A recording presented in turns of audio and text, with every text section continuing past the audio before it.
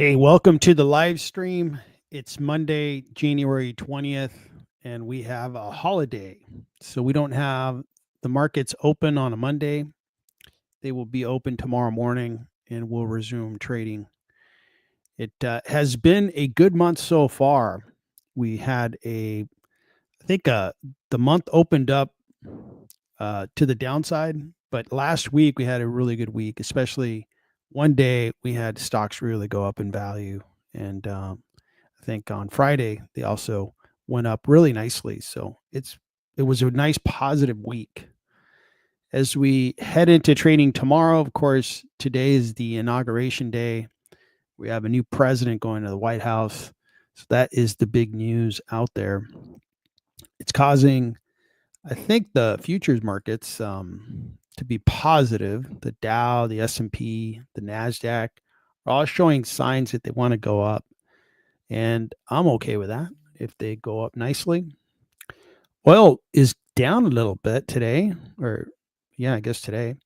And that could affect oil stocks, which is interesting that it's down. But I think there's less tension in the world. I know that the Hamas Israel peace treaty is taking effect, and that might be relieving some of the tension in the Middle East.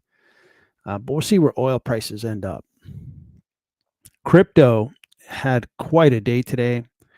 The Bitcoin was up, it got up to 109,000, which is its record, and a lot of volatility, but it's still staying above 100,000. It's at $103,649. That's a really nice gain, from one day to the next. And I happen to believe that Bitcoin's probably going to go to $200,000 per coin. I would say in the next 2 years or so. Just a lot of things are going to heat up that market, especially an administration that's very crypto friendly. And even the administration, or I guess the president's wife, released a crypto coin. So I wonder how that coin's going to do. But a lot of activity is going to happen in crypto world. We'll see how it goes. So those are the futures. Now, this week, we're going to have one day of economic news, and that's Thursday, that I consider it could really move the market, and that's the employment report. The initial jobless claims are supposed to be announced on Thursday. And initial jobless claims means somebody lost a job and they have to go apply for unemployment. If that's the case, if that were to really jump up, that would cause the market to sell off because there's big concerns that, hey, we're heading into a recession. We're going to have a lot of people unemployed. Continuing jobless claims, that kind of feeds off the initial jobless claims. So far, the unemployment's just been fine. It hasn't been a big problem for the economy. And geez, a couple years ago, it was just being repeated that, hey, we're heading into a recession. We're heading into a recession. And that recession never came. Unemployment stayed at a reasonable level. If it's continues to stay there, I could just, imagine the economy is going to be fine. So we'll see what happens on Thursday, but that could move the market. The other bits and pieces of information, I think, can move certain industries, but not the market as a whole. The employment data will do that. What could move the market the most is going to be earnings. And earnings on Tuesday are going to be announced by, or I should say, Netflix is going to announce on tomorrow after the market closes. Charles Schwab is going to announce. They're pretty big. Prologis, which is more of a logistics company.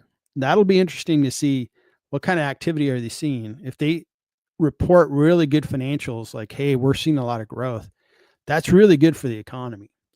If they just report an okay number, doesn't tell us much. If to the downside, if they're like, oh no, we had a horrible quarter, that could really tell us that, hey, The economy for kind of industrials, kind of like manufacturers, distributors, is not good potentially. A company that I own and will be looking forward to seeing their financials is 3M. This is a bounce back story, so it'll be good to see them announce their earnings. Hopefully they continue on the path of recovering. This is a historically just an excellent business. I really like the company. So we'll see what they have to say. United Airlines is going to tell us how the travel industry is doing. And those are the big ticket items that I think are worth mentioning. That's Tuesday. We got Wednesday. We got some pretty good hitters here. Procter & Gamble, gigantic consumer staple company. Johnson & Johnson Healthcare, Abbott Healthcare, Bank, and then GE Vernova, which has been doing really well. They announce on Wednesday. Others, Kinder Morgan, which is in the energy sector, the Travelers, which is an insurance company. Be interesting to see if the Travelers talks about the fires in Los Angeles, if they are exposed, if they have to pay anything. I know insurance stocks, there's a little bit of nervousness there where how much are they going to have to pay? You know, if they're going to have to pay a lot of money for people that have lost their homes, it'll really affect the financials of insurance companies. So it'll be very interesting to see that. And then Halliburton, which is part of the oil industry complex. So that happens on Wednesday. And we're in earnings season. So every day we're just going to see a lot of companies. Intuitive Surgical is a high flying stock. That stock's been doing really well. I evaluated it not too long ago. I thought it was priced too high. We'll see where they announce. We'll see what happens. This is an announcement on Thursday. General Electric, I think another piece of General Electric is going to announce. Texas Instruments, which is part of semiconductor. And it looks like Shadow Guy. UBS went up. Hey, I'm glad some stock market around the world is open. Looks like UBS in Europe is open for business. I'll take a look at it. Thanks for joining, Shadow Guy. And Union Pacific, I started buying into Union Pacific. That one is going to announce on Thursday. Elevance Healthcare announcing on Thursday. Another rail on Thursday. Freeport McMoran, I believe they are a mining company. They're going to announce on Thursday. And then McCormick and Company, I'm not sure what they do. So just day after day with really, really big earnings. And on Friday, excuse me, is this Monday or Friday? Yeah, Friday. American Express, this is kind of a bellwether of travel and, you know, how vibrant and active the economy is. They announce on Friday. Verizon, big communications company. NextEra Energy, that'll be interesting because the utilities have been on fire. They've just crushed it in 2024. Are they going to keep the rally going? We'll see. Rotella Cheese, good to see you, man. I am doing really well. I hope you're doing well. I hope your stocks are doing great. And then we've got other smaller players in here. And it'll be a nice active week. And this is going to be an active week. But next week is, I think that's where you have some of the big companies, some of the giant companies are going to announce. But hey, that's kind of, we had a nice active week last week. We had the banks that did really well, among others. We're going to have next week, I think the biggest name I guess we're going to see is Netflix and a couple of others that are interesting this week. And then next week it'll be a fireworks show for sure. So that's what's in store out there. And I'll be streaming tomorrow in the evening time, probably at 8 p.m. Eastern, 5 p.m. Pacific. Sorry for all those in Europe. I apologize, but that's the time that I can do it. And that's when I'm going to have to do it. So just a little warning there. All right. So that's what's going to move the market, I think, the most this week is if we have positive earnings, market's going to rally. If we have negative earnings, the counter to that, the market could go down.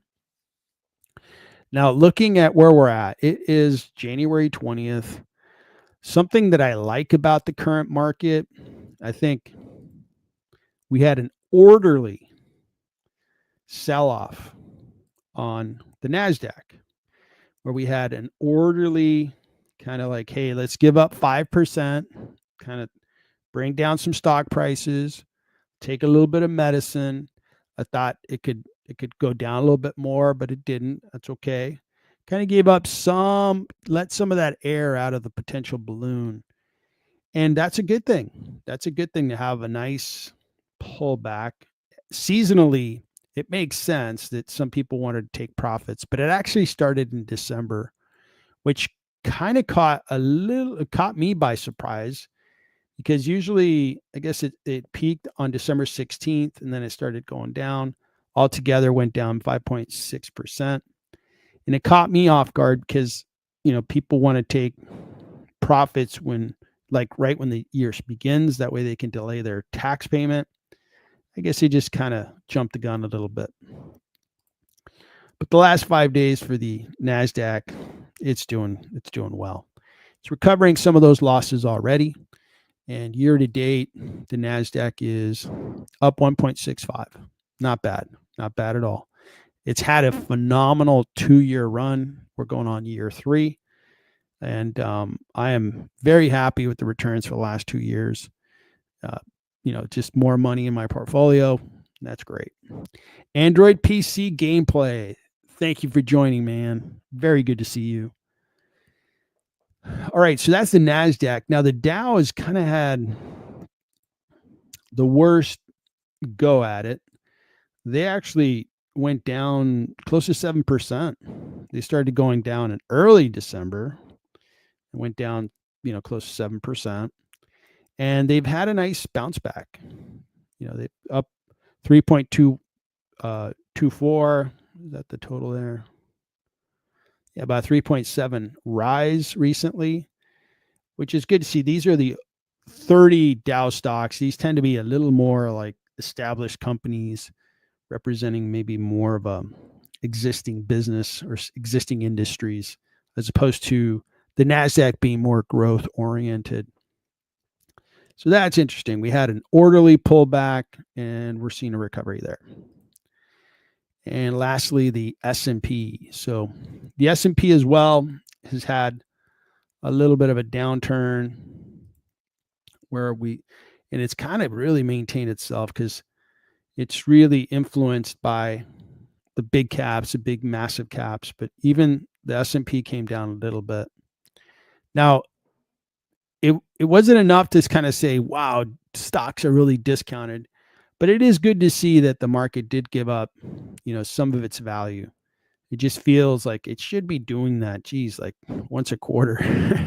That way the market doesn't get overheated and we go into an area of a risk of, bubbles. And once the bubble bursts, man, we see the market go down 25, 30%, which has happened and it's not fun. So if we can have some pullbacks to kind of take some of the big prices off the table, I think it's a good thing for the market. That's a good segue to kind of look at the mega caps. When we look at the mega caps, the one that really catches my attention is Apple. So Apple is still the most valuable company that is publicly traded, and they year to date they're down 8%. That's interesting. 2 more percentage points and it's in correction territory. And they had an update on Friday, but Apple just gave up some gains. Not sure what that means. I know that there was some negative news that phone sales in Asia were really low. And I think there was a contraction in phone sales, which Apple really depends on Asia for a lot of their growth. And in the US, I mean, let's face it, everybody has a phone. And my phone is just fine. I don't use my phone a whole lot. I'm mainly on my PC and laptop, and my phone's kind of just when I'm traveling, I probably use my phone a little bit more. I don't know if other people are doing the same, but I'm not.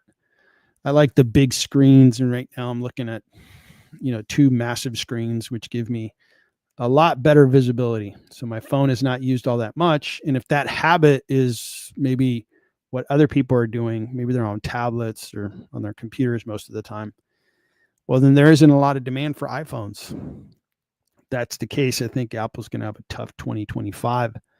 We'll see. So far, they're the one that's sticking out. The other one way down at the bottom is Eli Lilly. They're down. There's been a sell-off in Eli Lilly. So the other ones, notable names out there, looks like TSM, they had a good announcement, and they're up 7% year to date. Looks good. JP Morgan up 8%. Wow. JP Morgan, almost $1 trillion market cap company. Incredible. I owned JP Morgan for a number of years, and it did really well. I'm satisfied as an investor. Stock continued to appreciate, and really well run bank.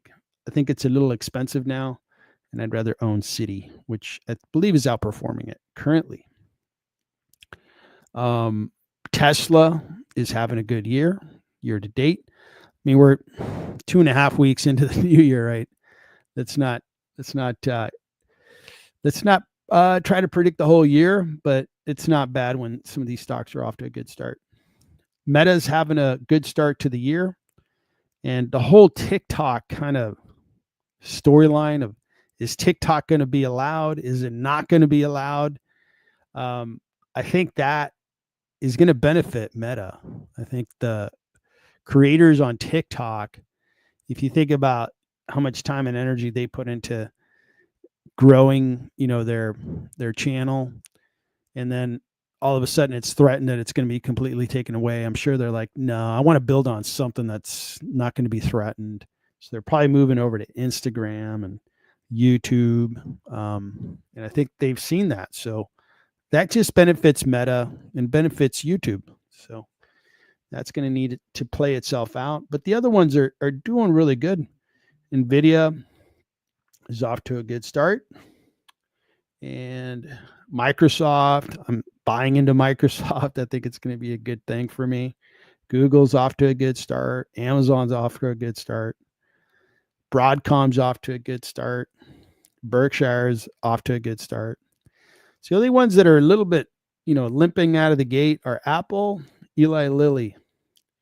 Those two have just been super successful stocks for, the last 5 years plus. And they're kind of limping out of the gate a little bit here in 2025. Rotel and Cheese, Vivo, and Huawei have been kicking Apple's butt in China for a while now. The market was slow to catch on to that. I agree with you. And, I was traveling for fun in Europe. This is when was it? Was it 2019? Yeah, 2019. And I was actually on a flight from Madrid, Spain to Berlin. And I sat next to a gentleman that was flying to Berlin. He actually was going to Poland to see his parents. And he gave me a pretty good dissertation on how much better Huawei was versus Apple, and how more affordable it was, and how it's ridiculous how Apple charges what they do. I was like, interesting. That's kind of a point of view that doesn't have a bias or as much bias in it, because he's in Europe. He's like, hey, he doesn't have a dog in the fight. He's not an American that wants to root for the American company here with Apple. He's not from China who wants to root for the Chinese company in Huawei. He was just kind of, just calling it the way he saw it, which was that, hey, Huawei provides a better value in that product. It's not as expensive. And I can understand that. I could totally understand that, because he actually gave me a demo of his phone. It's kind of interesting. So he gave me a full demo, and I'm like, yeah, you're right. It's just like an iPhone. I don't see a difference. Now, Huawei devices are banned in the US because the US has deemed them to be a security threat, that, hey, they're going to take our information as citizens, and then the Chinese government's going to have access to it. So you can't buy a Huawei device here in the US. But you bring up a really, really good point that, hey, when you look at Apple, and maybe Apple is really successful here in the US, and they have maybe a little bit of protection from the current customer, the current government. But around the world, you think about Huawei being sold into Latin America, the rest of Asia, Middle East, Europe, Africa. You know, some of these places, they just want good value. They don't want to pay $1,000 for a phone. They want to pay $50. They want to pay $100. And I think Huawei can probably deliver on that demand far better. So that will be interesting. Looks like more comments on Apple. Am I selling my Apple position holding? I am short on Apple. I think Apple stock is priced too high, and I just don't think that they have a very good future. I'll go over it in a little bit more. Let me catch up on another comment. It looks like Shadow Guy actually just bought. I'm not familiar with this company. Xiaomi. Looks like I'm going to do a little learning on the fly here.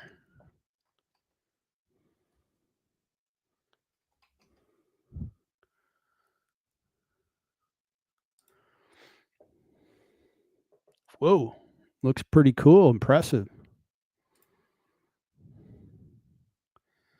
So I take it this is a Chinese device or electronics company. They do a variety of products. Looks like I'm on their general site. Why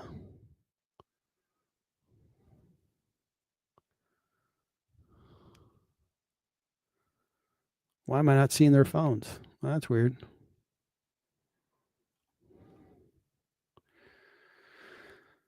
Huh. Let's see. So you just got one of these phones. Exactly. Like, this is $246, right? Like, if you look at an iPhone, and even and this has a Snapdragon chip, which is from Qualcomm. That's a good chip. So this is my point, that, Apple might, and it's pronounced Xiaomi. Okay, Xiaomi. Sorry, guys. I have no idea how to pronounce Chinese, and no disrespect to anybody from China. So that's exactly my point on China, is like, or Apple. And then we're going to talk about TikTok in a little bit. Rotel and cheese. Let's put that one on hold for a few minutes. So let me get into a little bit of what I've been seeing in Apple, and what's interesting about being an investor, right, is I see certain trends, and I see certain metrics in a company, but the market kind of does something that is either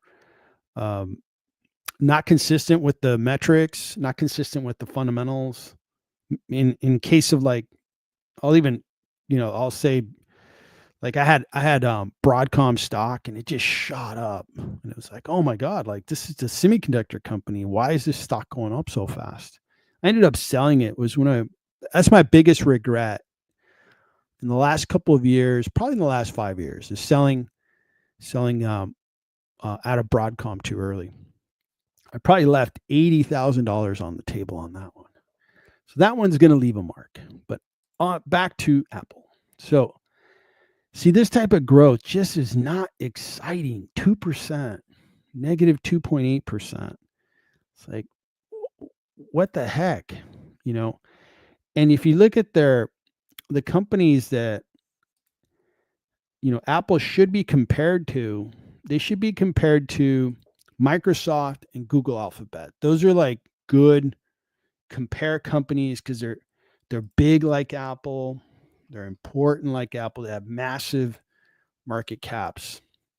And when we look at Microsoft's growth, 16%, way above Apple's, much higher than Apple, much more impressive. Google, that has the Android operating system, they also develop, manufacture phones. Not a big part of their business, just a small part, but mainly the Android operating system is where they put a lot of money. They're growing at 14%. So in these guys, their revenue is 339 billion. So these are big, big companies, 254 billion. Wonderful. And then our friends at Apple are growing at 2%. And you see the big flaw there, which is how the heck does the market continue to value Apple, way up there, sky high, when they can't grow? To me, a business that's not growing while competitors are growing means the competitors are getting stronger because they have better products. Customers like that competitor. Maybe they have a better value proposition, better pricing. There's a lot of things going on there that could be telling us, hey, Apple's in trouble. And if the whole market was going down, like in 2022, I kind of give some companies a pass because the whole market was coming down. Okay. Hey, it was a big, massive correction. But in today's day and age where technology is just growing really well, to have Apple not growing is, I think, a very interesting metric. As mentioned earlier, I'm short Apple. I wouldn't buy the stock. I would short the stock. And that's been my opinion for a little while. I haven't been excited about the stock. The other thing I think is vulnerable about Apple is it's kind of a one product company for the most part. It's the iPhone and the ecosystem around it. Some people would say, yeah, but it's such a great product, such a great ecosystem. Yep. So is the BlackBerry business. And BlackBerry had actually more dominant market share than Apple. BlackBerry was like in the 80% market share. Apple's maybe 45% market share. So I've seen that movie before, and it did not end well for BlackBerry. That was a one product company. Once the product became uncompetitive, boom, the company went down in market cap like you wouldn't believe. So we'll see. We'll see where Apple ends up. Of course, the development of the Apple car, I think that one was kind of ridiculous on arrival, right? I think they were trying to copy Tesla. And then they canceled it.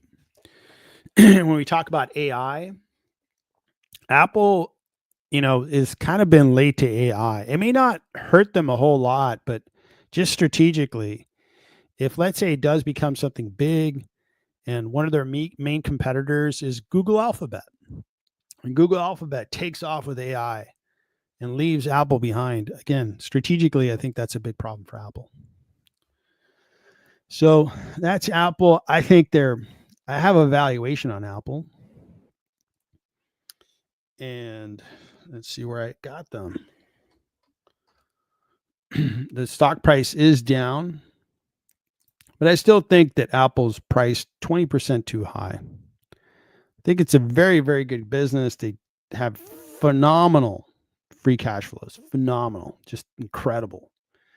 But those cash flows, if you can't sell phones, they're going to go down. And if they start going down and this forecast goes down, it's even worse than this. But for now, I have them priced too high by 20%. And that's really using the most current stock price. So that's where I have Apple. And I think Warren Buffett, Berkshire Hathaway has been selling Apple. Of course, when he announces, his portfolio, if it's announced again that he's selling more shares, I wonder what the stock's going to do. It didn't go down a whole lot when it was announced before that he was selling shares, but we'll see this go around. All right, so Android PC, you want to talk a little Intel, all right?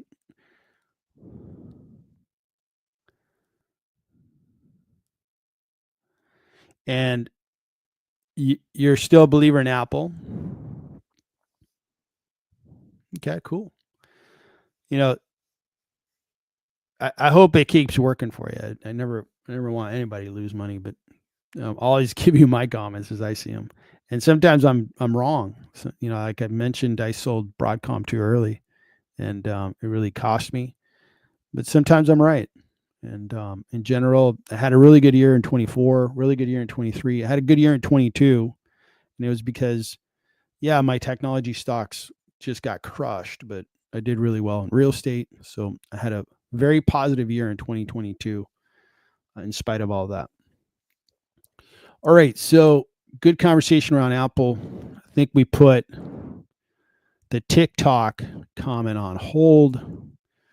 Let's take it off hold. Rotel and cheese. To be candid, the TikTok generation are heading to Red Note. They don't like Instagram. They don't like Zuckerberg. Interesting. What the heck's Red Note? You guys are teaching me stuff today, man. This is good stuff. Reading. I'm learning on the fly. So what the heck's Red Note? So this is a Chinese app? Interesting. So US users are going on this Chinese app. Red Note.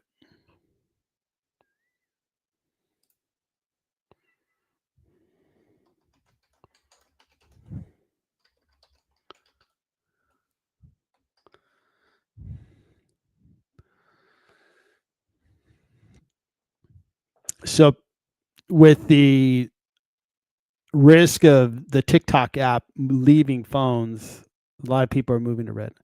And I'm gonna respectfully disagree a little bit. I think that there'll always be mavericks, right? Especially the young people that are like, "Oh man, I'm gonna go Red Note." Yeah, and there'll definitely be some people there. But I think mainstream, they're gonna be like, "Okay, I don't want my data on a Chinese social app. Just don't want it. I want to use an American app that if they do something illegal, that person is going to jail or that person is going to be punished here in the US." So that's my opinion. I think mainstream's probably going to be heading into, if they don't like Zuckerberg and Instagram, maybe they go to X, maybe they go to Snapchat or Pinterest, or maybe a new company springs out of this, right? Like some new company pops up and they become super popular. I mean, TikTok, from my recollection, kind of came out of nowhere and just took off. Well, the idea is phenomenal, right? Um, I can't handle, like, I think I can handle a couple of short form videos, the ones that are fun to watch, but I just can't do that for hours or even 30 minutes. But a lot of people love it. Okay, I get that. It came out of nowhere and it became a big thing. Well, who's to say some new entrepreneur takes advantage of the situation and creates a new app? Maybe. We'll see. We'll see what happens. It'll be interesting to follow. Right. So, yep. Okay. So, let me kind of follow this question here. Seems like Intel Arc B580 graphics cards are a success. People like it. Cheap, something like $250. Yeah, Intel. So, I mean, they need a couple of bits of good news, right? That's probably the worst run company of 2024. They misguided. They just did a lot of things wrong. And at the core, I think Intel has some really good assets. you're bringing up that their graphics card is doing well. They're still the dominant player in PCs. And the PC business for Intel has got to be worth a lot. They have foundry operations. Those got to be worth a lot. So all those things are good, but for some reason, just Intel just could not keep up with their competition. And what may be the big difference, right, is that Intel is a company that is vertically integrated. So they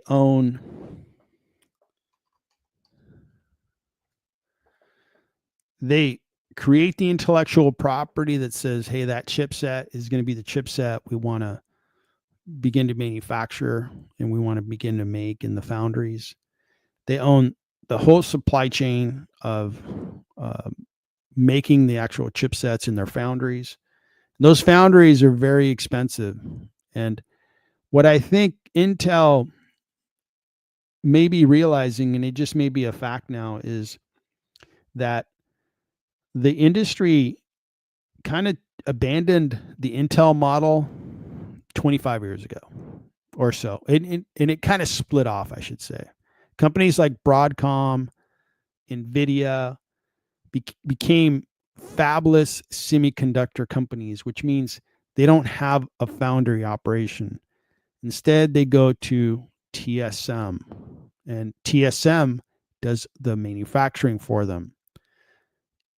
Broadcom and NVIDIA and others, they then focus on just developing, designing, engineering the chips that are needed for that particular time. And it was very successful. You know, Broadcom and NVIDIA, I mean, NVIDIA is $3 trillion in market cap because they developed GPU technology that's better than anybody else's. High performance computing from NVIDIA is better than anybody else's. And they can pivot and move much faster than Intel. Intel has been stuck in the same model that they were dominant with 40 years ago. And I think that's really showing up in how poor their business is. So that's that's my feeling on Intel is, man, these guys are so broken. Can they be put back together? Maybe. But now the story that I'm hearing on Intel is that they're going to be sold for their parts. That's really sad, but it's reality. These guys were the 1,000-pound gorilla in the semiconductor business in the 90s and probably in the 2000s. They were just freaking big, and they were tough, and they were powerful. And somehow they did not maintain that edge. And industries tend to do that, right? As you have industries age, sometimes the older players, or maybe I'm phrasing it incorrectly, the companies that have been around the longest are sometimes at a disadvantage because their way of operating and the way they create and innovate is really kind of the culture was created 40 years ago, 50 years ago. And in technology, that's like, geez, that's ancient. And the new companies come around and they can do things faster, quicker, better aligned with what the market needs. So now we got Intel that's just, fighting for survival. And these guys just been getting crushed. What do I think is going to, can these guys come back? Man, it'll be an awesome comeback story. But I don't know. I don't know if they can come back. I think they're so broken. It's like, will they ever? I don't think they'll ever be like the dominant company they once were. And kind of like, hey, when in the 90s, Intel was like, Intel was NVIDIA in the 90s. And fast forward, they are nothing now. And they're having a lot of problems. And now I believe the reports are a takeover, and then this is an old school, uh, idea where a company gets bought, and they get bought because the whoever is acquiring them intends on splitting the company up and selling the pieces, and that investor believes, hey, we're going to get a lot more money out of the pieces than holding the stock and repairing the company. That may be the case, and we'll see what happens. We'll see what happens there. So that is Intel, kind of a sad story for a legendary company. But we have a sad story with awesome stories. NVIDIA, awesome story. Broadcom, awesome story. Elon may buy Intel. Man, Elon's buying he's going to buy TikTok. That's one rumor. He's going to buy Intel. He bought, Twitter. And I don't know that was a great acquisition. I don't know that I think he overpaid on that acquisition, but I don't think X is doing all that great. I don't think they're growing their user base because it's not all that great. I mean, I have an X account. I go on it.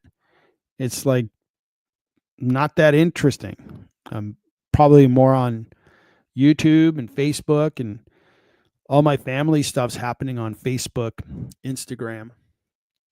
And so I get plugged into Facebook, Instagram, stay in touch with my family. And I go to YouTube to do all my investing and so forth. And X is like not really in for my use, is nowhere really in my domain. And I'm not the only one. If you look at the user accounts, it's really low. So if Elon acquires Intel, he might be able to like figure it out and probably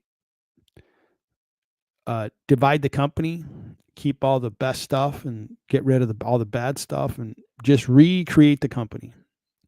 I don't know if they'll ever rename it because it's such a brand, but we'll see. We will see. I think the Dow didn't do well, and Intel's part of the Dow. So we'll see where Intel goes, but I think it's going to take a long time. It's going to be a painful process. It looks like that app. What was the name of the app? I already forgot. RedNote. I better download it before they take it off, huh? But I'm not a big TikToker, so I don't need to. So, all right. So we talked about Intel. Other stocks out there. Okay, UBS. Let's talk a little UBS. See what's happening with UBS. I believe is a big bank and financial services company. This is UBS Group. Make sure I'm looking at the right one. Yeah, it's a bank, diversified. Banks had a great week. And Citibank, I own Citibank. I own Robinhood, which kind of has banking operations. And I own New Holdings, a little bit of New Holdings. It's my smallest. That's the smallest of the three I just named. And these guys here, UBS, we're looking at this information is this in US dollars?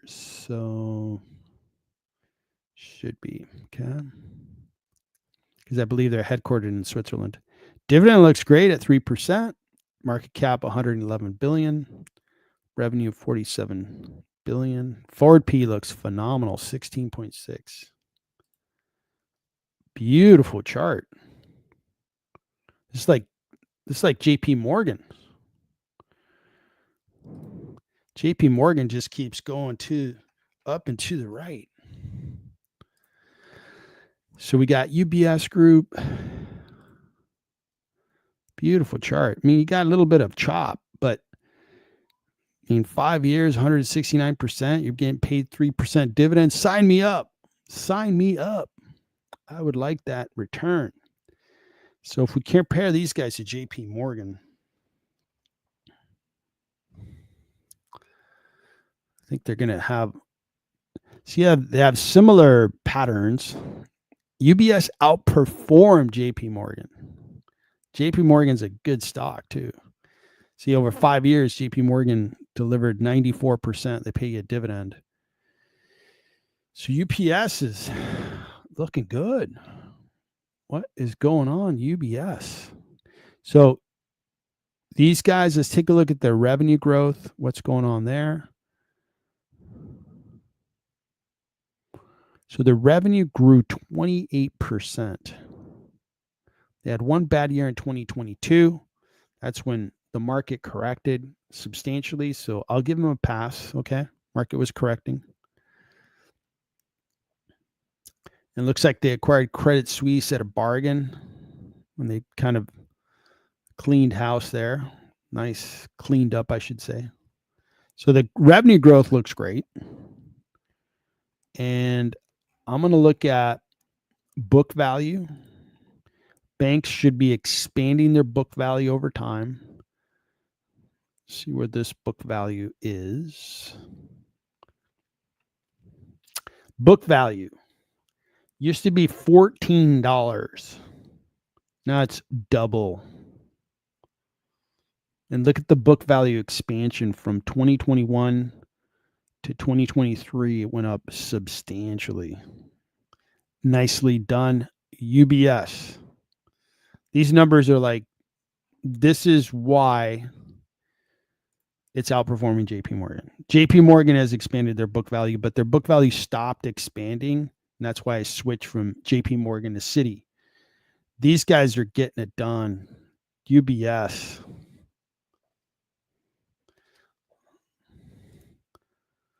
So over the 1 year, over the 1 year, UBS isn't doing so hot. It's up 17%. JP Morgan's kind of outperformed it. And then Citi's right there at 51%. So but consistency, right? What do we want? Do we want consistency and it just keeps going up? Because the compounding on UBS is what's just crushing the other two. If you just keep delivering good returns, you just start compounding. Like it's 17% on top of a very good 2023, on top of a good 22, on top of a 21. So you just keep compounding and just breaking away from your competition as it relates to the stock price. So very nice. UBS, high quality. Impressive. So their market cap keeps expanding. Their book value is expanding. They pay a nice dividend. Let's take a look at their forecast. There are no analysts covering this. How is that possible? It's because it's in Switzerland. I guess we'd have to look at a different website to get some information on it. The earnings per share growth is going to go up really nicely. The revenue isn't going to do much, but profitability is just going through the roof. So the banking is supposed to do really well in 2025. In the US, these guys, UBS, this is a Swiss company and they're doing a lot of business worldwide, but I imagine a lot of business in Europe. So I'm not sure how things are playing out in Europe, but in the US, banks are going to probably see better times ahead with regards to regulation and with regards to how many reserves they have to keep, on hand. Like right now, they're only allowed to lend out a certain percentage of deposits, and they have to keep a certain percentage, earning a very low yield, where they can do a lot better if they're lending out that money. The net interest margin would be far higher if they're allowed to lend out more and basically take on more risk. But after the financial crisis of 2008, 2009, they put some safeguards, and some of it was, hey, banks, you're gonna hold more reserves. If we're gonna bail you out, you're gonna play it safe. Now that we're kind of forgetting how horrible that period was, and that we bailed these banks out. They're like, hey, man, these regulations are keeping us from growing. Could you just let us operate a little bit more risky? Because we know you're going to protect us, government. If we ever fail, you'll just come in and bail us out. And with the new administration, all kidding aside, and the new administration's gonna want banks to lend more because they want the economy to do well. Republicans want the economy to do well. It comes with the brand, right? Republicans want to show that, hey, we know how to run an economy, we know how to run businesses, and sometimes with a little more risk. But I'm a pro business guy. I'm not going to argue with it. That's just reality. So UBS is looking super impressive, man. I wish I would have bought this instead of Citigroup, but I'm in on Citigroup, and I'm not moving. I'm not trading horses because I think the Citigroup horse, I started buying into Citigroup after the whole Silicon Valley Bank collapse of 2023. Banks just got beaten up. I bought Citigroup, and I'm doing really well in that stock. So I'm going to keep riding that horse. But this one here looks really good, Shadow Guy. Cannot find a flaw, and I am impressed as to how nice this chart looks for UBS. Impressive. Do you own this stock, Shadow Guy, if I may ask? And while you answer that, Rotel and Cheese. Klaviyo is an excellent growth stock to buy on a pullback. All right, Klaviyo. Have no idea who they are.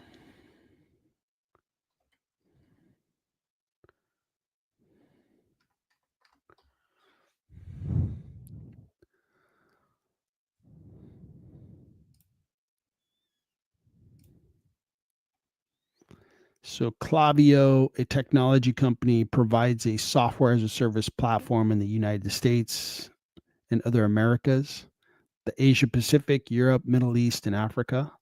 The company offers Klaviyo, a cloud-native platform for data store, segmentation engine, campaigns, and flows. Okay, cool. These guys like AppLovin. So let's take a peek. Yeah, these guys are a little bit like AppLovin.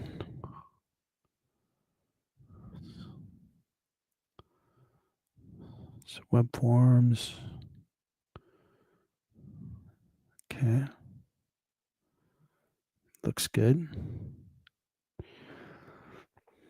So they're handling digital relationships, I guess, email marketing, text messaging, mobile push, reviews.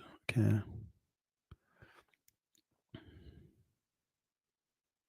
They integrate to Shopify, your Salesforce e-commerce site, Wix e-commerce, Adobe e-commerce. All right. That makes sense. Okay, cool. Okay, so I kind of have a sense of their business. It's a software infrastructure play.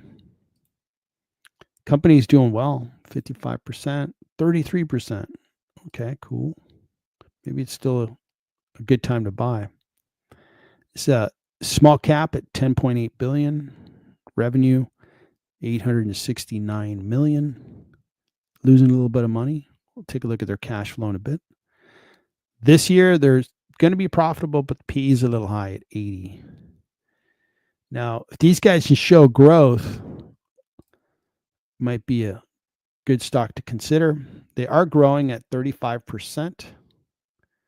Looking at the quarterly, good consistent growth, 33%. They are a little bit small, right? They're less than $1 billion in revenue. They've had a good rise. Let's take a look at their gross margin. 77% gross margins, very good. I like looking at gross margins because it tells you, is this a business that sells a product that there's a lot of profit in it? And in the case of these guys, it looks like that's the case. All right, so they do cash flow $138 million, and they're growing nicely. They made the turn and became cash positive in 2023. These guys have a year end that ends December 31st, so they will be announcing their full year soon. Looks like they're on a nice path for cash flow. If I took this number and multiplied it times 30, I would get to about $4 billion. And we're not close to the number. So the cash flow, I need to see more data because there's alternatives to this guy, and I'm going to show you a couple alternatives in a bit. Okay, so cash flow can't get us there, but let's take a look at what 18 analysts are covering this stock. And they think it's fairly priced, just slightly discounted. So that the revenue growth, as they get bigger, it's a little harder to grow because you get bigger, the law of big numbers, right? So that makes sense. 2025, they're going to grow at 25%. They're going to have a decent, profitable EPS, and they're going to grow that EPS. Very good. PE is 69. Yeah, this one right here just isn't. So it's not the right investment because there's two other companies out there that I think are somewhat in the same space. And there's one that I really like. I actually have it on my buy list. I'll show it to you.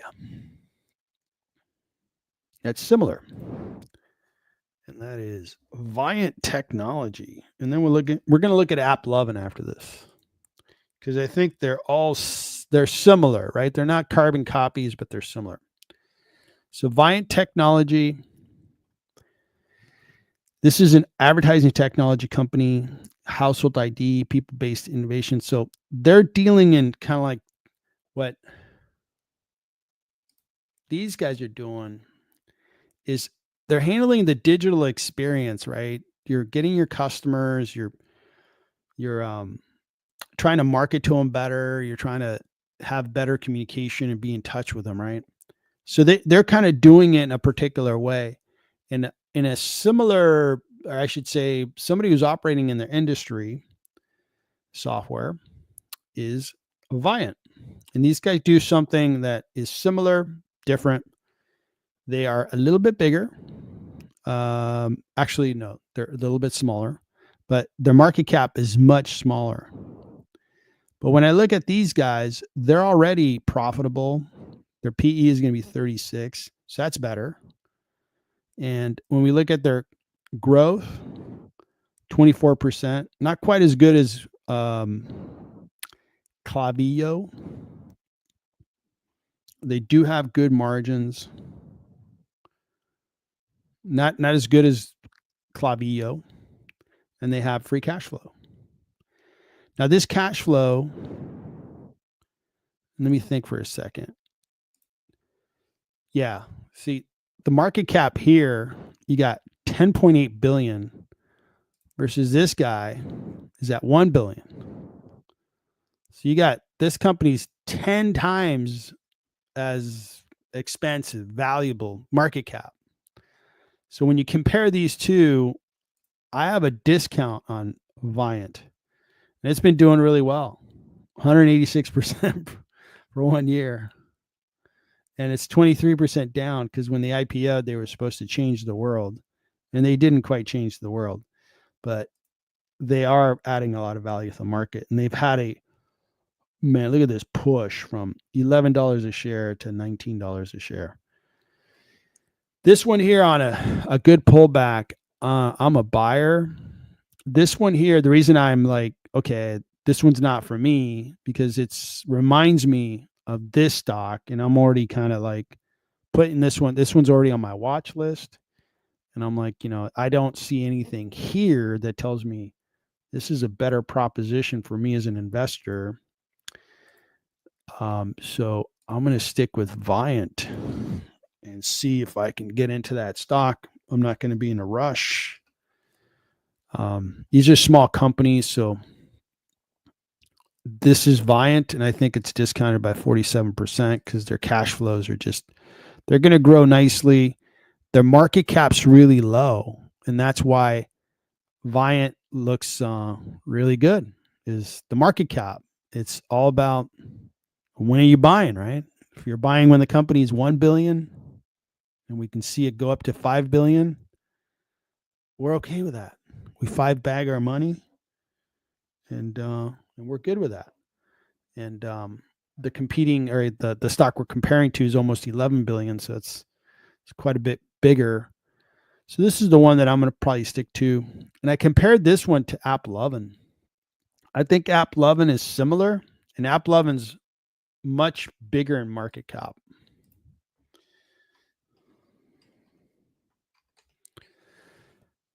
So AppLovin is also crushing it. I think 740% rate of return is getting it done by any measure. But they've all had this, like, they were supposed to change the world and then they've come down, which, just to being honest, right, is it came down before, it can come down again, because these companies are really hot and then they could go away. They can kind of be sold off. These guys can be faced from competition of really large software companies like CRM, Salesforce, Adobe, Microsoft.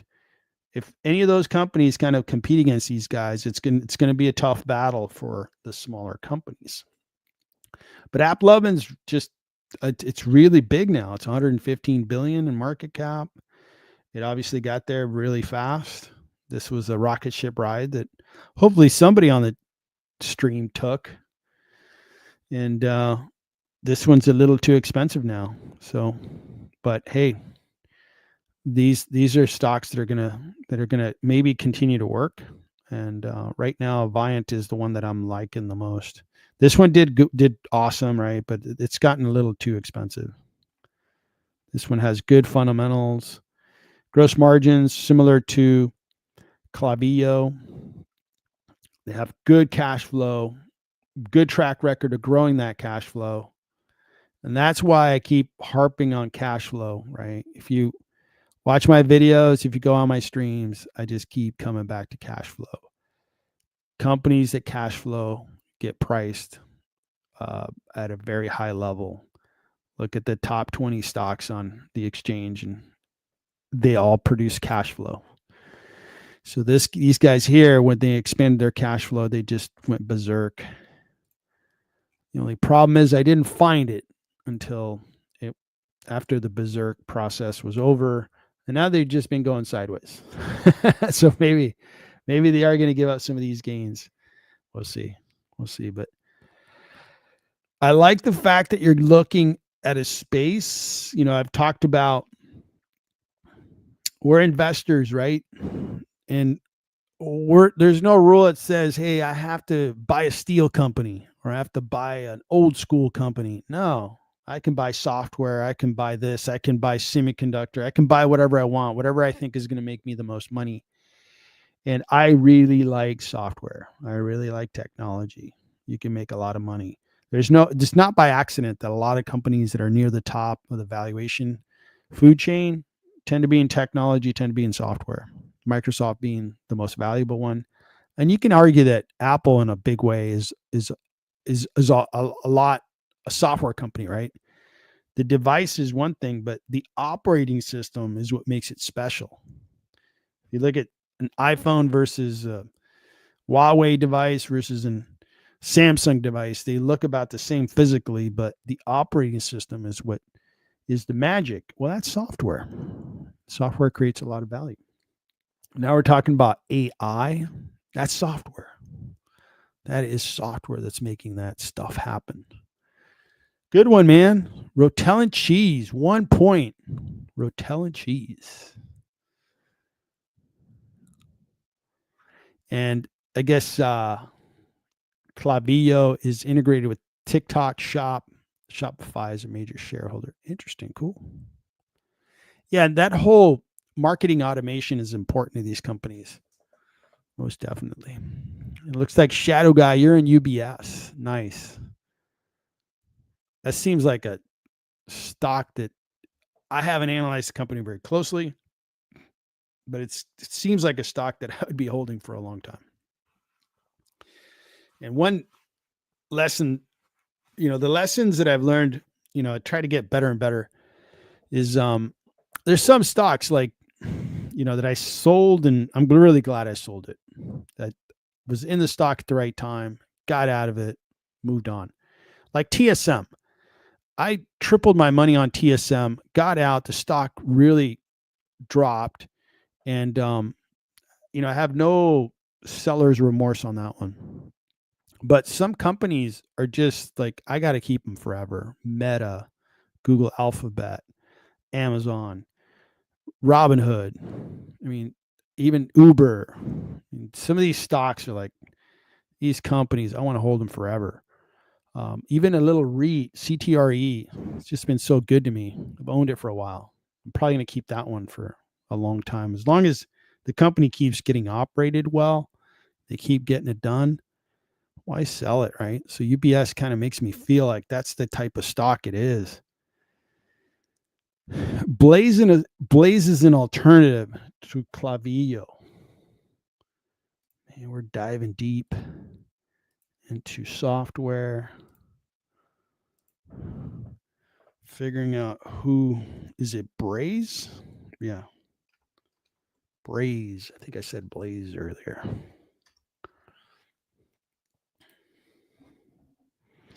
So 4.5 billion customer engagement. Got it. Yeah. Yeah. And these guys, what's also nice about like Braze and Klaviyo and Viant, these are acquisition targets.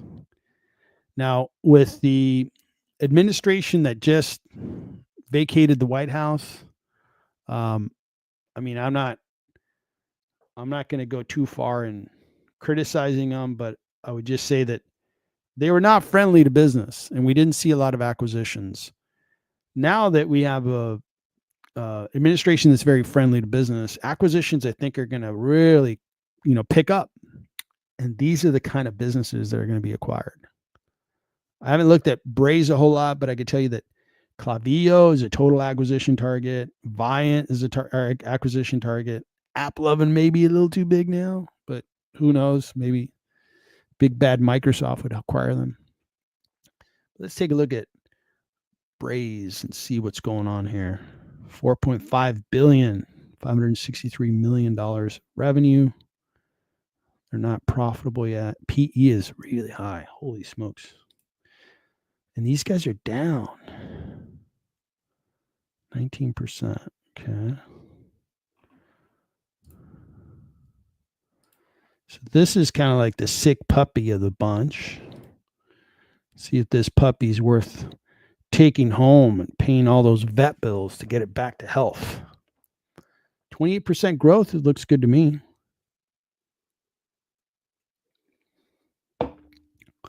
All right.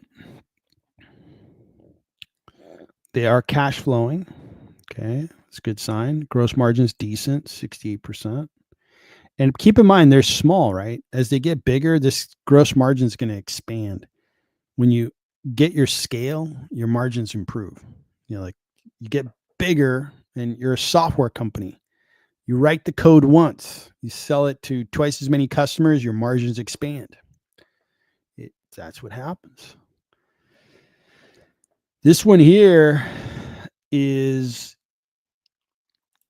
okay. So 4.5 billion. Why are they worth that much? So you got revenues 563. That's more than these guys, almost double. That is less than these guys. So I think the way that they're pricing Braze is multiple on revenue because they've been in growth mode, because you can't value them on negative profits, right? You'd get a negative number.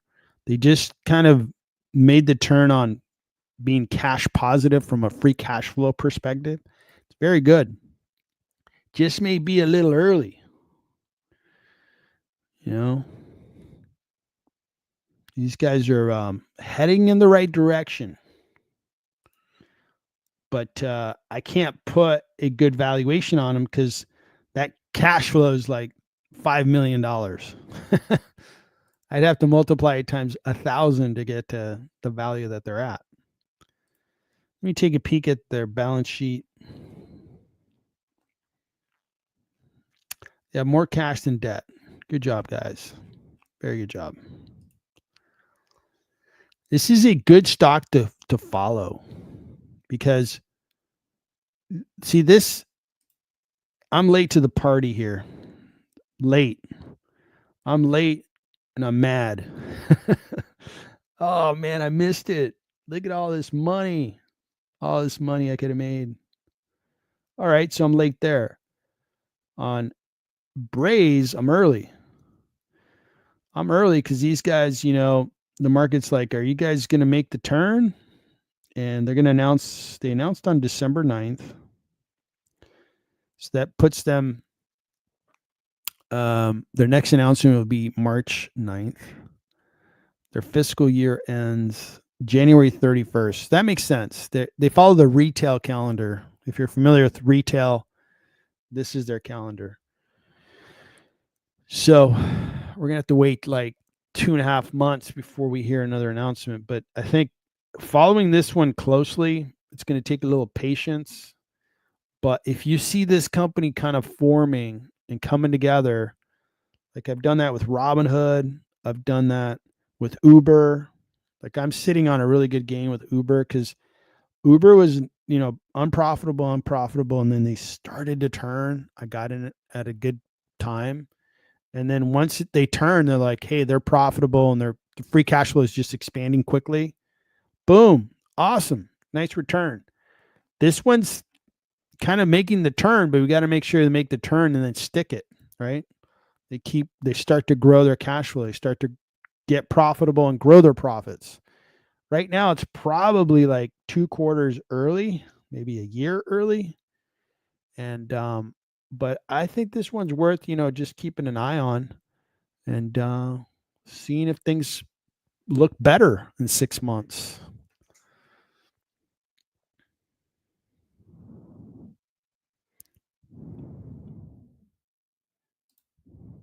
Michael Anthony, what's up, man? Good to see you. Thanks for tuning in. We're 14 strong on the stream. Very good. Thanks for joining, everybody. So I wonder why MFA on Friday.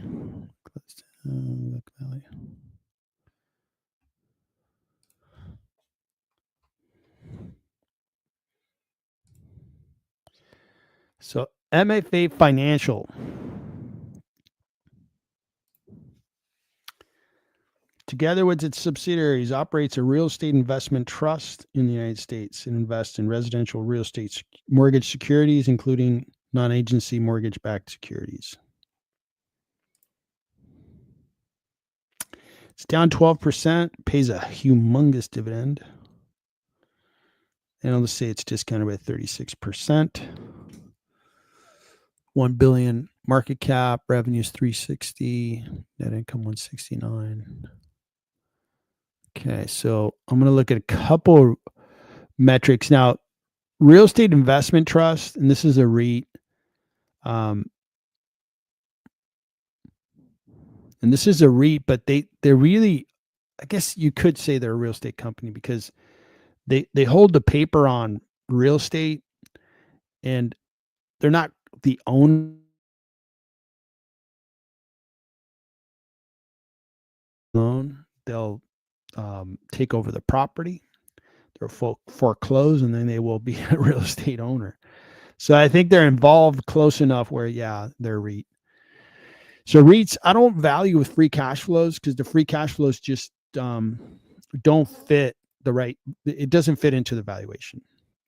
So I use earnings per share, and then I look at the viability of that dividend and and then try to make a decision using those two metrics. So their revenue, see how they have negative revenues some years because the net interest margin is not in their favor. And maybe they had a lot of loans that weren't being paid on, like in the year of COVID. But revenue's 366. Looks like their net income is good. Now for REITs, we got to look at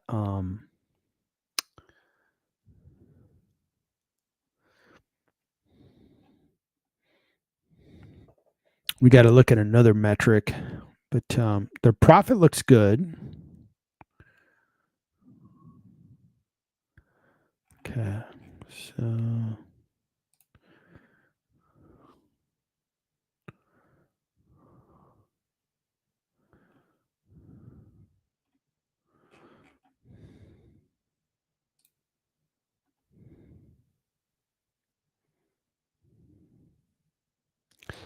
the payout ratio for a REIT, this is not a concerning percentage level, because by the rules say that they have to distribute a majority of their and I forgot the metric name. It's driving me crazy, but it's basically the net income of the company, and they have to distribute it out. So that is normal. They distribute out a very good, handsome amount. Let's look at their history. Some years it's been higher. You can see it's higher, lower. I mean, this doesn't look bad. Now, interest rates are moving up, right? So interest rates have moved up. They're sitting on some mortgages. Are they going to have to state some losses because the paper they own is less valuable if interest rates rise? That's just what happens. So this one here, it's not the type of company I have a lot of confidence in understanding. So it's not the type of company I'd probably invest in. I would just say that I'm seeing enough where if you have confidence in being able to understand their business, I'm seeing some things I really like. I mean, the dividend rate's really high because it has to be high. They have to distribute out a lot of their income. So I'm seeing that's a real positive. The stock's down, so it's not overpriced. You see that when interest rates started to climb, this started to drop. This is going to have an opposite reaction to interest rates. If interest rates drop, these guys are going to rally, because if they're sitting on paper like, hey, I have a loan at 7%, and now mortgages are being written at 4%, I have a very favorable loan on my hands. If I wanted to sell this loan, it's very easy. I can sell it to some other institution. They'll take it because it's written at 7%. And my best guess is that rates are going to go down, but they're going to go down slowly. I think a year from now, we'll be sitting with interest rates 1 full percentage point down, 100 basis points lower. And, so let's say a year from now, it will probably be 1% lower. Because I think the run up in interest rates was unforeseen, and I think on the high side. So that's my best guess. Okay. Not an economist, but I've been professionally working for 35 years, 56, no, 30 years. I've been working for a lot longer than 35, but professionally for, call it 30. And I've invested in real estate for a long time. And I've watched interest rates for 25, 30 years. I bought my first property when I was 25. So what is that? 31 years ago. And I've been watching interest rates ever since. So that's what I think is going to happen. This one here, you know, there's some interesting things there. If you want to apply yourself, I think you might find something here. And if you bought into this and interest rates do drop, you're going to see this thing appreciate and you're going to be paid a big dividend. So you're going to win two ways. Okay. So good luck with that. All right. That's Michael Anthony. Rotel and Cheese. AppLovin, we're supposed to buy Unity. Crazy to think they were similar size at one point. Isn't that crazy? AppLovin, man, just took off. It's freaking nuts.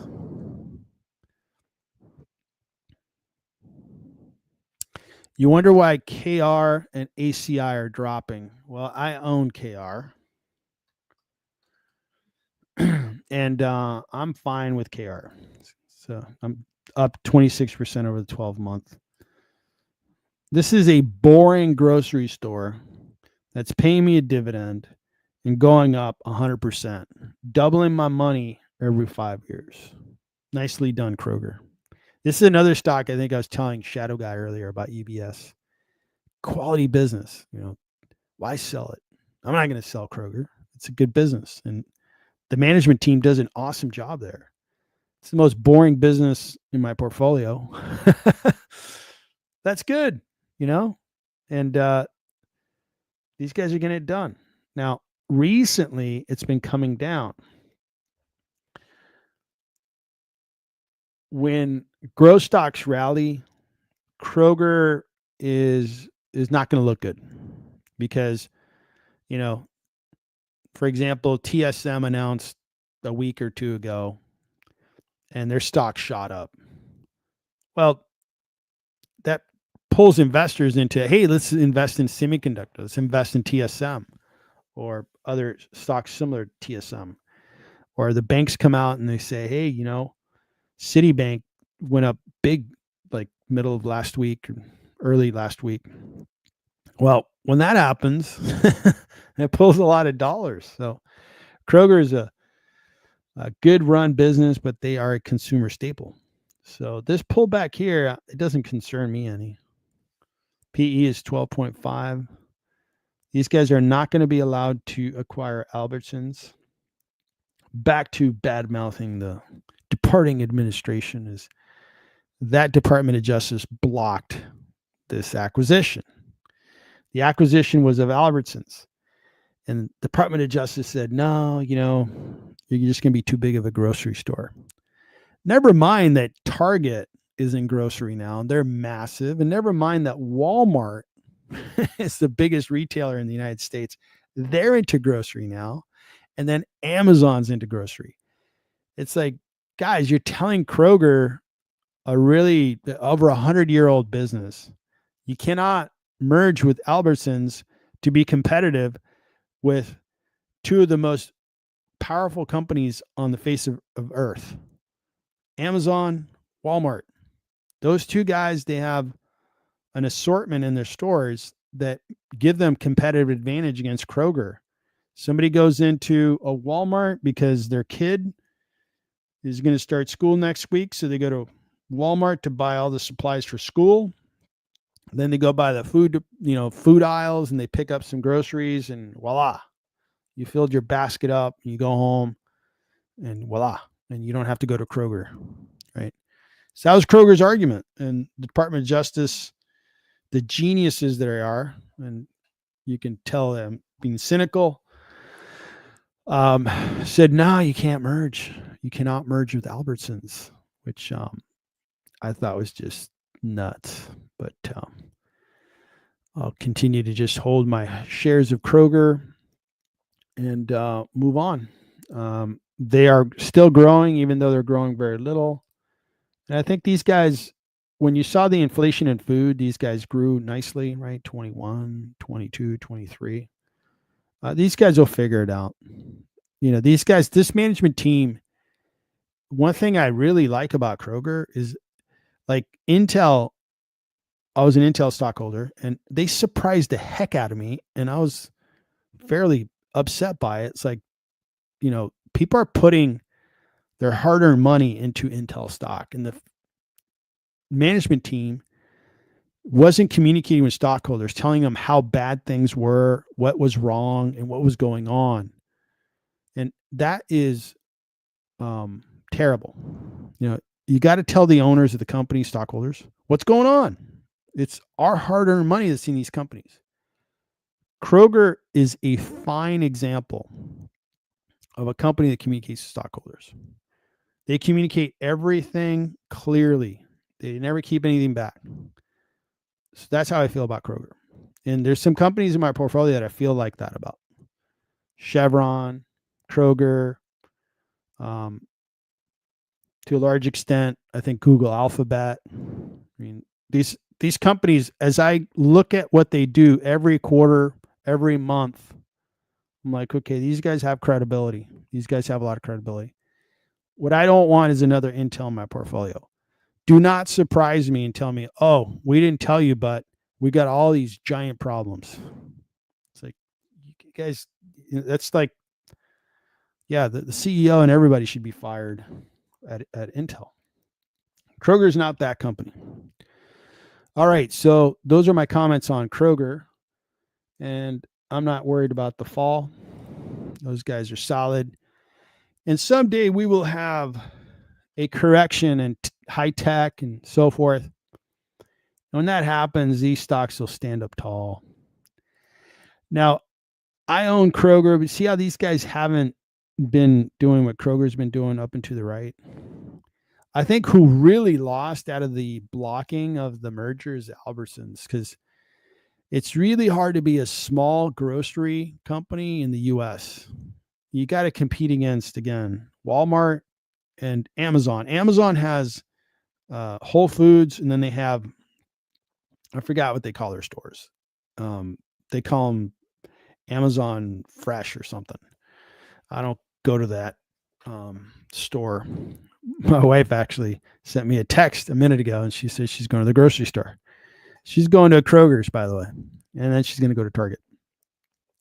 And these guys, if you're a small grocery company, if you're not growing fast, you're vulnerable. Sprouts is getting it done because they're growing fast. These guys, if you don't start growing fast, you are going to be very, very vulnerable.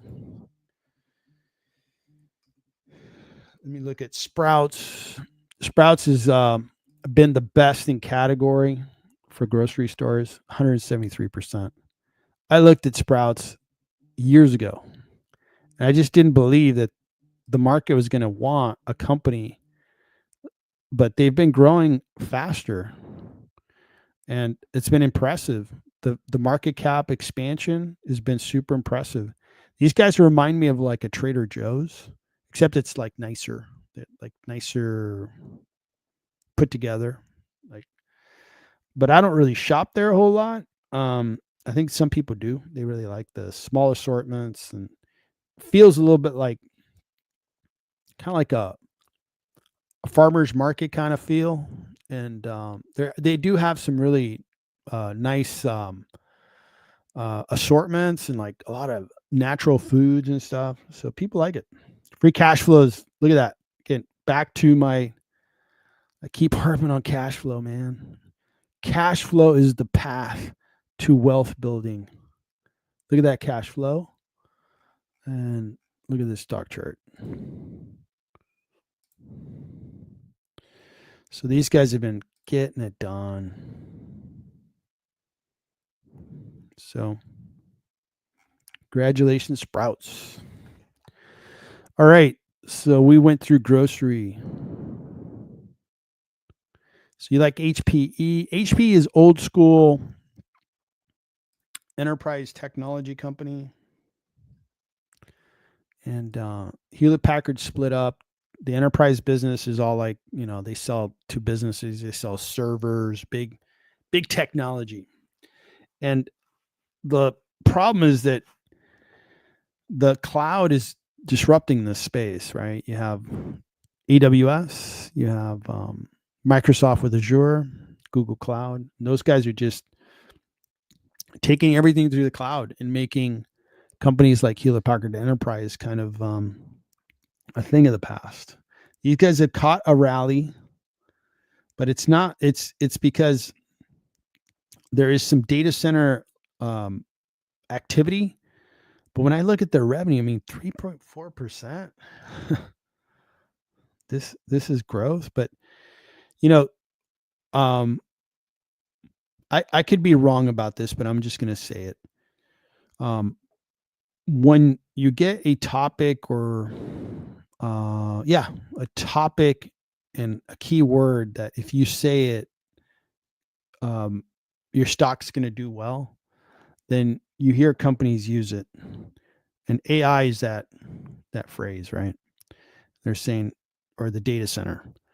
And Hewlett Packard's probably selling more to the data center. Can't argue with that. Like, hey, we're selling more to the data center. It's AI related. And the market likes it. But to me, fundamentally, I'm like, well, this growth is terrible. This is a technology company. Microsoft's growing their cloud by like 27%, 30%. I mean, that's growth. And it's a massive business. AWS is growing huge. And it's a massive business. These guys are total revenue 30 billion.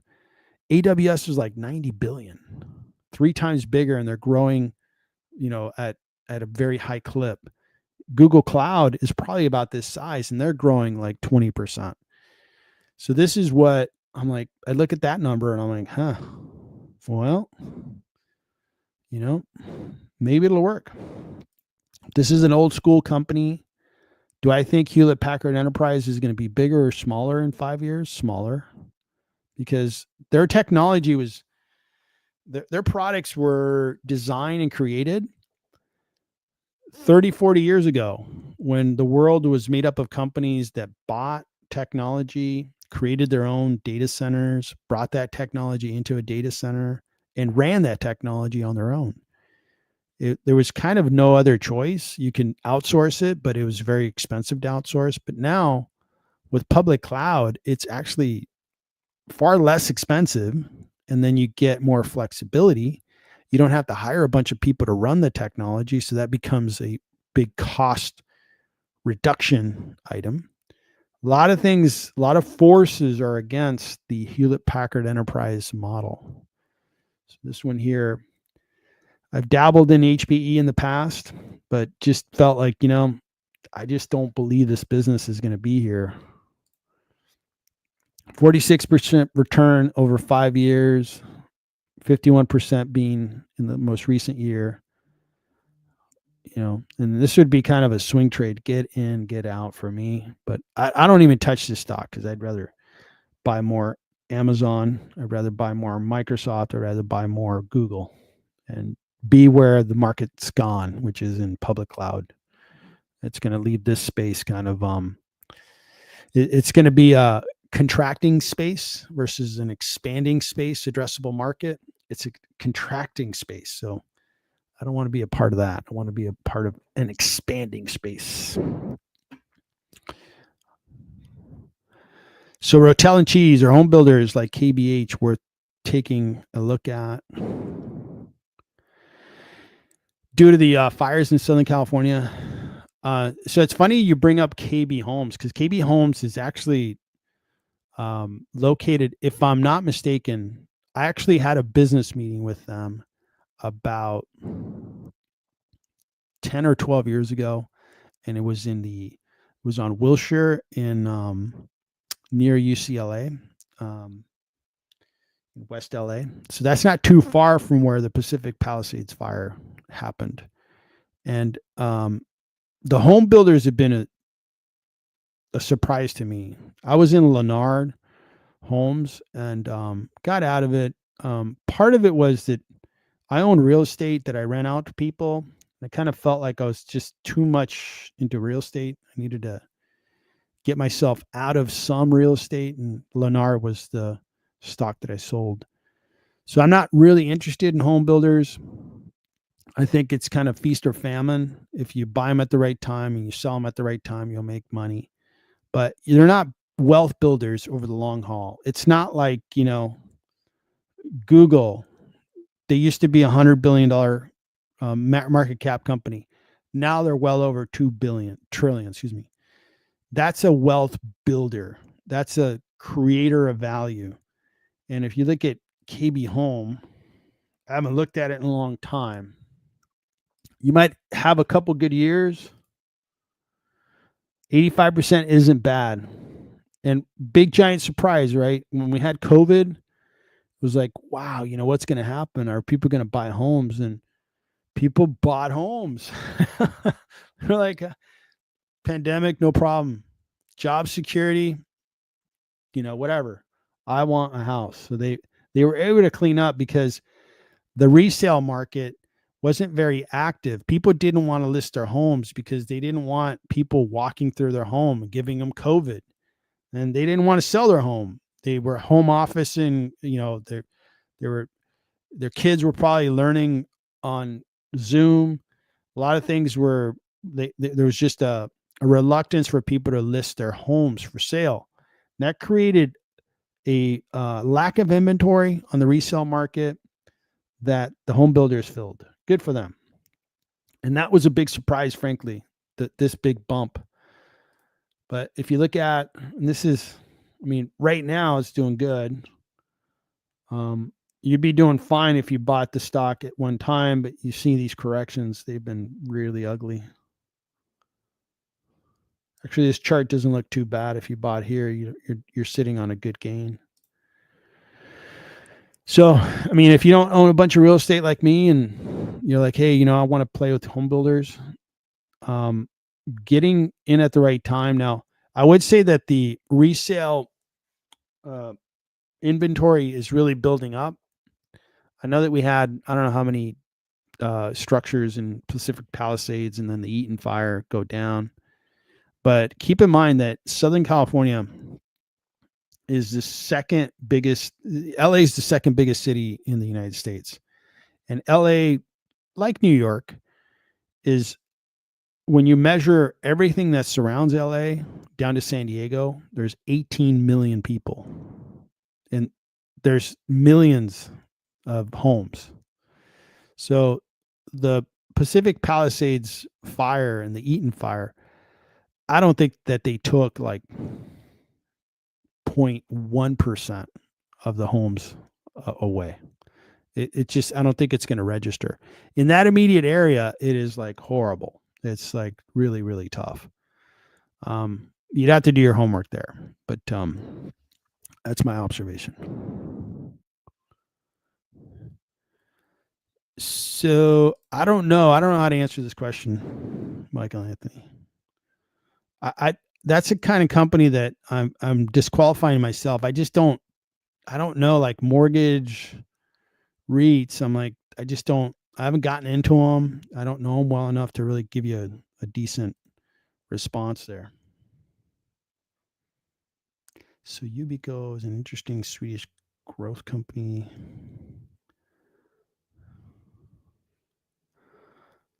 Interesting. Let's look at Yubico.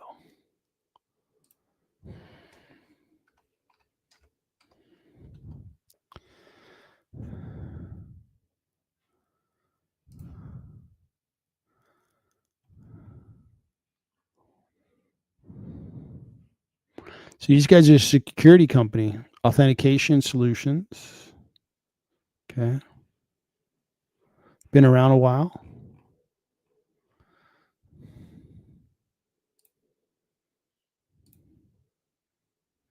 Stock's doing well. Market cap's 21 billion. Forward P is 43. Nice growth.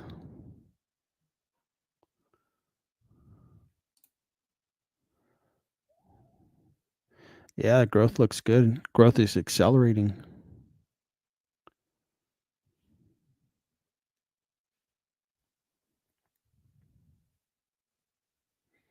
Okay, yeah.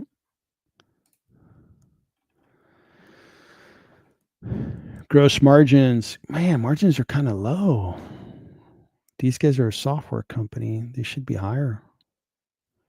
That's a little bit of a surprise to the negative surprise. So free cash flow is 178. Yeah, this one here on cash flow, it's going to be hard to get to this number. The growth looks good. The profitability does not.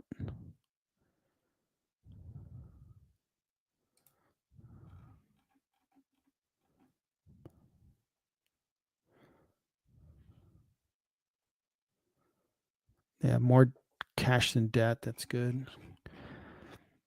Yeah, right now this one I would probably have it priced at a premium because they are not producing a lot of cash.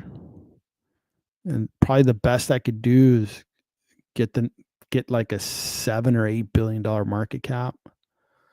Just using that free cash flow trailing 12 months and kind of running a times 30 or times 40 in my head. I can probably get to like 7 or 8 billion. But that's it. It's had a great year. And again, there's no rule that I have to buy this. This is a security company. My favorite stock in this space is Zscaler. I think they provide a good proposition. The stock sold off. 5 years decent, but the 1 year looks interesting. Why are they selling off? Everything else is doing well because they had unprofitable years, but now they're back to profit. It's a buy according to analysts. And when we look at their growth, really good growth. So growth is good. Gross margin, you know how like I complained about Yubico, what's their gross margin so low, right? This one's 78%, much higher, double. Okay. And so they make hardware. They make hardware devices. So they make like the fingerprint readers and stuff like that. Okay. And tokens. Okay. I'd rather be on the software side.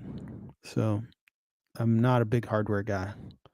And this is my favorite security stock right now is Zscaler. This free cash flow looks great. It's been expanding. Look at that expansion here. They went from 32 to 717. Boom. From 2019. That's called expanding your cash flow. So this one here, I just started buying into it. I continued to buy shares. So far, so good, 4%.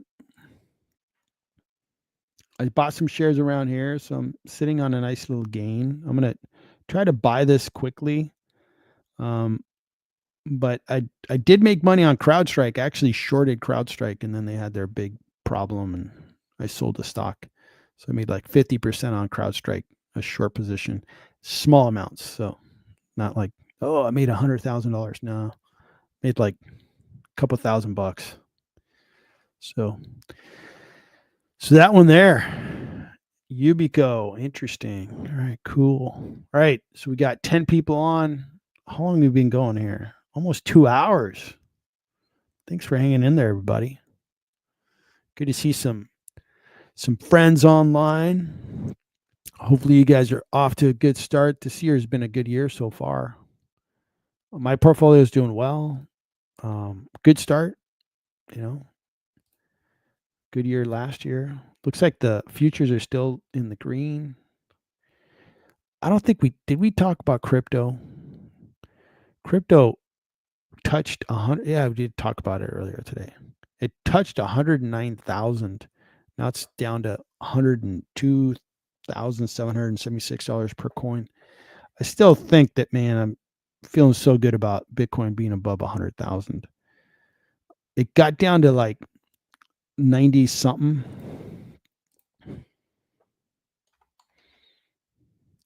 And I usually don't have big purchases. I like to dollar cost average, but I bought $20,000 of Bitcoin here. So nice. So about 9% return on that in a week. So that's pretty good. $1,800 in a week. Nice. I'm gonna take a trip with my wife this weekend, and I guess I could be a little more generous with that vacation. So that was a good move. I'm bullish on Bitcoin just because, just a lot of things are lining up behind it. And I think a lot of things are getting out of the way. Let me badmouth the outgoing administration one more time. Not the Department of Justice, but the Treasury. I forgot the guy's title, but really smart guy, taught at MIT. And he just went about crypto as it felt a little bit like, hey, crypto is guilty until proven innocent. And rather than acknowledging that, hey, technology is everywhere and the United States is the leader in technology, and crypto represents a digital currency for a digital world that's connected globally. And the guy's like standing in front of the train. And I thought that it was just a constant, like, guys, these great companies in the US, they create awesome jobs. Like Apple, how many people do they employ? And they pay really well. And Microsoft, and I can go on and on. And Coinbase is up in the Bay. They employ a lot of employees and so forth. If you help these businesses flourish and you help Bitcoin in this space flourish, people get jobs and they do well. So I'm very bullish on it now that the old administration's out of the way. You got a new administration that's going to be, if anything, not standing in the way and probably just helping Bitcoin expand. So we'll see where that goes.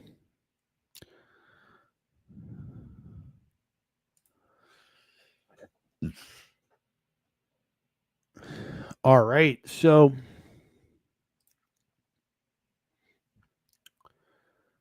I think that's a good place to stop.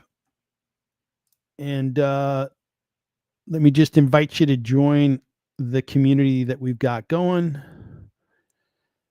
If you want to talk with the community on weekends, we just had 2 sessions, really good stuff. I found some good stock winners in 2024 out of those sessions, because I can't think of every idea, but but when we work, together, some investors come out with really good stock ideas. We analyze them, we look at them, and it's not meant to give anybody financial advice, but it just introduces me to companies that I wouldn't have thought of on my own. So I found a lot of value out of the sessions, and improving one's skill set and seeing how other investors go about it to make money for themselves. It's been really fun, and I invite you to join and participate in that. If you'd like access to tools and things that I use, everything you've seen on the Google Sheet that I was sharing, become a member. And depending on the level that you're in, you get different perks. Take a look at it. Be great to see some of you guys join, and be great to talk to you at some point. All right, guys. So it is quitting time for me on Monday. You guys enjoy the week. I'll be back tomorrow. I'm going to try to stream again at 8 p.m. Eastern, 5 p.m. Pacific. We should have some good action tomorrow. I think we're coming off a 3-day weekend for the stock market. And I think there's going to be a lot of pent-up action, and we're going to have some good earnings. So there should be plenty to talk about. I hope we keep rolling on this positive market, man. I'm happy that we gave up some of the gains and kind of set up so that, okay, we're not getting overly greedy. We got some downward action. Good. Now, if we get some upward action, I'm cool with that. I'm very cool with that. Kind of end January in the green, and start the year on the right foot. See if I can have an awesome return again this year. Keep stacking up the value on my portfolio, building wealth for my family. So let's see where it goes. All right, guys. Thanks again for everybody who joined and for all the comments. You guys brought it today. Nice work. really cool that we dug into these companies I never heard of, and we dug into them and saw that, what's out there, man. Where can we make money next? All right, everybody, have a good night. I will talk to you soon.